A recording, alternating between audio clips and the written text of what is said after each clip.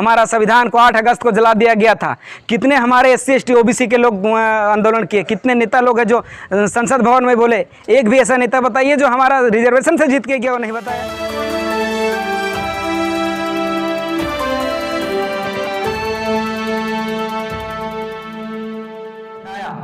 कि संविधान पर अमल केवल संविधान के स्वरूप पर निर्भर नहीं करता है। संविधान केवल विधायिका, कार्यपालिका, न्यायपालिका और राज्य के अंग संस्थानों प्रदान कर सकता है। राज्य के उन अंगों का संचालन लोगों तथा उनके द्वारा अपनी आकांक्षाओं पर अपनी राजनीति की पूर्ति के लिए बनाए वाले राजनीतिक दलों पर निर्भर करता है। इसका मतलब हुआ जो भी हमारे देश को जो संगठन चला रहे हैं, जो सत्ता में काबिज है, उनका बाबा साहब का कहना था कि ऐसे लोग को बैठना चाहिए वहां पर जो समता, बंधुता, ये जो हमारा सभी को समान अधिकार दे सके। लेकिन अभी मनुवादी व्यवस्था के लोग उस सत्ता पर बैठे हुए हैं जो हमें संविधान, जो हमारा समानता का अधिकार नहीं दिया है। हमें ऐसे 6743 जातियों में जो बटे हुए हैं, उनको जात जात में बांटने के लिए और ये मजबूत कर रहे हैं। हमें अपनी आजादी की खून के खातिर कतरे के साथ रक्षा करने का संकल्प करना चाहिए। हमें एक संकल्पित होना चाहिए कि हम मतदान जो कर रहे हैं, मताधिकार का प्रयोग करें। आज अर्थात देश के संवैधानिक संस्थाओं पर मनुवादी राजनीतिक दलों को पूरा तरह से कब्जा हो गया है। ऐसे दलों का जिनके लिए धर्म राष्ट्र ऊपर है, अब संविधान का उपयोग बहुसंख्यक लोगों को विरोध में और अपेक्षित पक्ष में कर रहे हैं। इससे देश का आंतरिक रूप इतना कमजोर हो रहा है कि वह बाहरी दुश्मनों के मुकाबला करने लायक बचा है।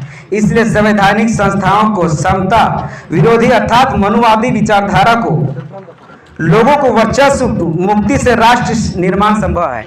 जब तक हम वैसे संस्थाओं को इस देश से दूर नहीं भगाएंगे या इस सत्ता से उसको नीचे नहीं फेंकेंगे, तब तक हमारा जो सत्ता है या फिर हमारा जो संविधान है वो बच नहीं सकता। क्योंकि मनुवादी व्यवस्था के लोग, चाहे जो भी संगठन के लोग सत्ता में आए हैं, उन लोगों को कहना है कि हम फिर से संविधान को समाप्त करके मनुस्मृति जो उन लोग का संविधान बना हुआ है उस संविधान को लागू करेगा। हम SC ST OBC मूल निवासियों को फिर से उसी तरह आर्थिक, शैक्षणिक और जिस तरह हम लोग पिछड़ा है उसी तरह और पिछड़ा रखेगा। साथियों, जब तक हम SC ST OBC कब तक गुलाम रहेंगे? मानसिक गुलाम है भी। हम लोग मूल निवासी 2001 में DNA हुआ था पूरा विश्व का, उसमें पता चला कि हम इस देश के SC ST OBC मूल निवासी हैं और जितना भी जनरल कास्ट की महिलाएं हैं 99.9% हमारी महिलाएं हैं, उनका DNA हमारा समाज करता है। इसका मतलब साफ जाहिर होता है कि 15% के लोग बाहरी है और जिस देश में बाहरी लोग का शासन होता है उस देश के लोग, उस देश के मूल निवासियों को कभी भला नहीं हो सकता है। यह विश्व में भारत एक ऐसा देश है जहां पर अल्पमत लोग शासन व्यवस्था में और बहुसंख्यक लोग शोषित है। बताइए कैसा हम लोग हैं। OBC लोग अपने आप को वैश्य समझ रहे हैं। जब तक वर्ण व्यवस्था के अनुसार OBC को शूद्र में रखा गया है। 3743 जातियां हैं शूद्र। एक भी भारत में ऐसा संगठन नहीं है जिसमें ब्राह्मणों की एंट्री नहीं है। सभी संगठन में ब्राह्मणों की एंट्री है। जितना भी क्षेत्रीय पार्टी जो OBC का है या SC ST का संगठन है, ये इसलिए है क्योंकि हम अभी तक अपना संविधान को पढ़े नहीं है। कितने लोग जो अभी जिनके घर में संविधान है, कितने ऐसे लोग हैं जिनका घर में संविधान है? जो हमारा ग्रंथ है गीता, महाभारत, मनुस्मृति सबके घर में मिलेगा, लेकिन क्या हमारे घर में संविधान है? क्यों नहीं? क्योंकि हम संविधान पढ़े नहीं है। बाबा साहब या फूले साहब का जो विचार था उसको हम पढ़े नहीं है, इसीलिए हम मनुवादी व्यवस्था के गुलाम हैं। और ये गुलामी रूपी जंजीर उसी समय हम तोड़ देंगे जब हम ये मानेंगे कि SC ST OBC हम लोग इस देश का मूल निवासी हैं, हम लोग भाई हैं, हम लोग का DNA एक है, हम लोग को वर्ण व्यवस्था में शूद्र में रखा गया है। इसलिए हम लोग को मिल के लड़ाई करना है। और जितने भी जो संवैधानिक संगठन के रूप में भी चला रहे हैं, अपने आप को जो भारत के शासक व्यवस्था में बैठे हुए हैं, उन लोग को हटाने के लिए हमको फुले अम्बेडकरी विचारधारा में आना पड़ेगा। और जब तक हम फुले अम्बेडकरी विचारधारा को नहीं समझेंगे, हमारा आंदोलन, हमारा जो मिशन है हम लोग को देने वाला होना चाहिए, लेकिन हम लोग को मांगने वाला बना दिया है।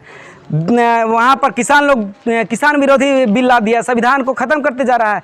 ऐसा बिल लाया है ये बीजेपी गवर्नमेंट। एक पहले था कि हम किसी भी संगठन को चंदा दे रहे हैं तो आप आरटीए के तहत मांग सकते थे, लेकिन बीजेपी सत्ता में आए उसको हटा दी। हम मांग नहीं सकते, आरटीए के दायरे से इसको हटा दिया गया, आपको अधिकार से हटा दिया गया। बताइए, ऐसे बिल आ रही है, इसके खिलाफ हम लोग को उतरना पड़ेगा, संविधान के तहत ही उतरना पड़ेगा। हमें खूनी संघर्ष नहीं चाहिए। बहुत दिन लोग खूनी संघर्ष किया। सत्ता परिवर्तन रक्तहीन से हम लोग करना है, रक्त बहा के क्रांति नहीं हो सकती। इसलिए इस देश में जो हमारा संविधान है, उस संविधान के अनुरूप हमको रक्तहीन क्रांति करना है। कलम के बदौलत बाबा साहब इतने बड़ा क्रांति कर दिए, फुले साहब क्रांति कर दिए, तो हम क्यों नहीं करेंगे? हमें भी एक होकर बाबा साहब फुले साहब को विचारधारा को आगे लेकर जाना है। और हम वोट भी ऐसे लोग को दे रहे हैं जो मनुवादी व्यवस्था से हैं। आज हम लोग शपथ ग्रहण करें कि हम ऐसे लोग को वोट देंगे, मतदान नहीं देंगे, मताधिकार का प्रयोग करेंगे। आज तक हम मतदान करते आए हैं, मताधिकार का प्रयोग करके हम वैसे लोग को वोट देंगे जो हमारी बातों को पार्लियामेंट या असेंबली में रख सके, जो फूले अम्बेडकरी विचारधारा से लैस हो, जो हमारी विचारधारा को वहाँ तक रख सके। हम ऐसे लोगों को भेज रहे हैं जो मनुवादी व्यवस्था से ग्रसित हो। क्या हमारी बातों को हम बुलंद कर रहे हैं? कुत्ता के पट्टा लगा हुआ दोगला समाज लोग, दोगला लोग गए हमारा समाज को नेतृत्व करने के लिए, जो हमारी बातों को वहाँ पर पार्लियामेंट में रख नहीं रहे हैं। हमारा संविधान को 8 अगस्त को जला दिया गया था। कितने हमारे SC ST OBC के लोग आंदोलन किए, कितने नेता लोग हैं जो संसद भवन में बोले? एक भी ऐसा नेता बताइए जो हमारा रिजर्वेशन से जीत के गया, वो नहीं बताया। कारण यह है क्योंकि संविधान पढ़ा नहीं, संविधान के बारे में जाना नहीं।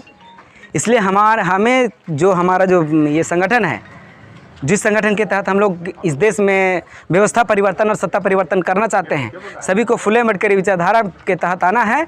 इन्हीं बातों के साथ अपनी वाणी को समाप्त करता हूँ। जय भीम, जय मुन्ना, जय बुद्ध।